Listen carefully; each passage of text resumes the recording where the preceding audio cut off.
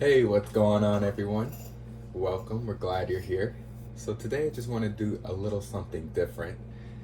I was going over my notes out loud with my wife walking around helping dust the kitchen in our new place here. And I just felt that our conversation was leading to what I felt was going to be something very insightful and maybe helpful to some people out there. Maybe even entertaining, who knows? So, anyways, I read a book a while ago called Exactly What to Say for Real Estate Agents, and super good. Very There's a lot of useful information here. It's $8 on Amazon. This video is not sponsored, but I think it'll really do wonders for you out there in the field. So, anyways, without further ado, let's get into this. So we were just going over the key concepts of the book. I took notes. These are all my notes on the book that I read a while ago. So, yeah, key concepts. First concept that I really liked in this book was the success when selling anything has far more to do with destroying the concept of no than it does of embellishing the option of yes. What do you think about that, babe? Can you repeat that? Can I repeat that? You'll get the next question. Oh. So, yeah. I think we can all agree when... I feel like the phrase, that sounds salesy, is like when somebody's trying to convince you of something. I'll tell you what. If I'm ever trying to buy something, or if I walk into, for example, a dealership, I feel like as soon as we hear salesy, we start thinking of car dealerships. So if I'm walking into a dealership, I pretty much know what I want. I want this type of car, I want to have these features, yada yada. If someone's trying to sit there and say, okay, whoa, what about this, the extra turbo engine and blah blah blah, if I don't really want that, I don't really want that. And then trust me, there's nothing you're going to be able to do to convince me that I want that. So that whole embellishing the option of yes, I'm not sure how effective that is, and that's definitely not my approach. But one thing that is super important is trying to get to the bottom of what a person's motivations are, figuring out what they want, and if they feel like maybe their goal is too unattainable or just a little out of their reach, that's why they're talking to a professional like you. They are kind of relying on you to help them figure out, okay, I can't do this, I want this, I can't get it, can you help me get there? Yeah, they're relying on you all the way, not kind of. Say that again for the people in the back, a little louder. They're relying on you all the way, not kind of, because most of them probably don't know what the heck they're doing, and they are expecting you to be a professional. Exactly. And know your stuff about everything real estate. Yep. I 100% agree. So, yeah, you're not trying to get them to agree to all these things. You're just trying to destroy the option of no. I like that. And yeah, that's also brings me to another, or it reminds me of another, what's it called? The no pressure agent. Yes, the no pressure salesperson. That's how I would want to be treated if I was looking to buy a house or sell my house. No pressure, just what would you like to do? How can we make this happen? Yep. These are the obstacles. Let's knock these obstacles out of the way.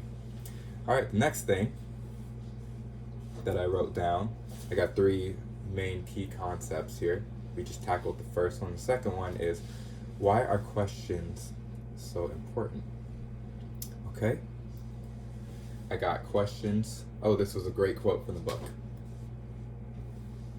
If I haven't mentioned, the book's called Exactly What to Say for Real Estate Agents, written by Phil M. Jones. Smart guy. So, why are questions so important? The quote is, questions create conversations. Conversations build relationships. Relationships create opportunities. Opportunities lead to decisions. What do you think about that? I think that's so true and very insightful. Very insightful. Yeah. Yep. Okay, moving on. So the motivation part, this is the third key concept, which this is the whole reason I thought I'd start this podcast / video. So people either want to, for motivation, in order to take action, people either want to move towards a gain or away from a loss. That's pretty much what gets us to move, get up and do something. And people will generally work harder to avoid a loss than to make a potential gain. What do you think about that? So I think, wow, I think that's so true. She was about to tell me something it reminded her of before I started this video. So let's see what it is. Well, I think that Come a little closer. I think that people are more afraid to lose something because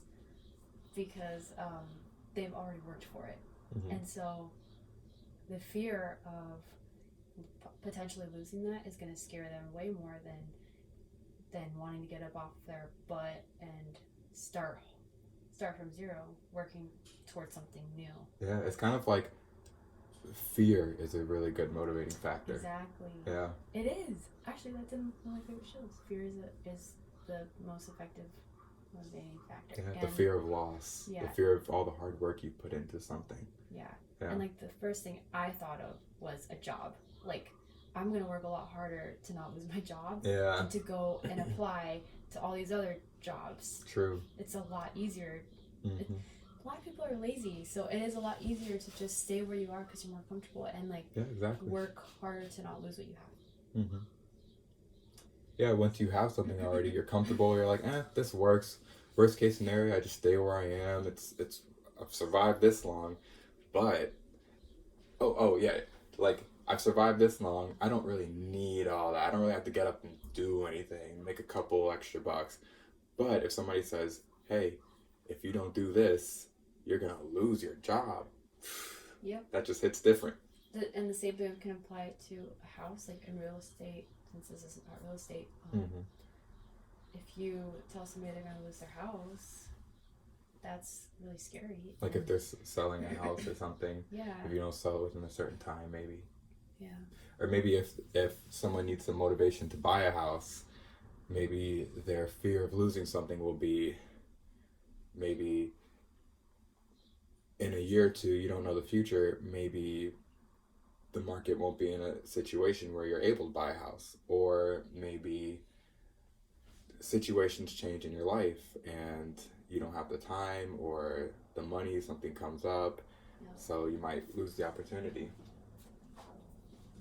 Or I won't go there. But yeah, that's a pretty good analogy. Thanks.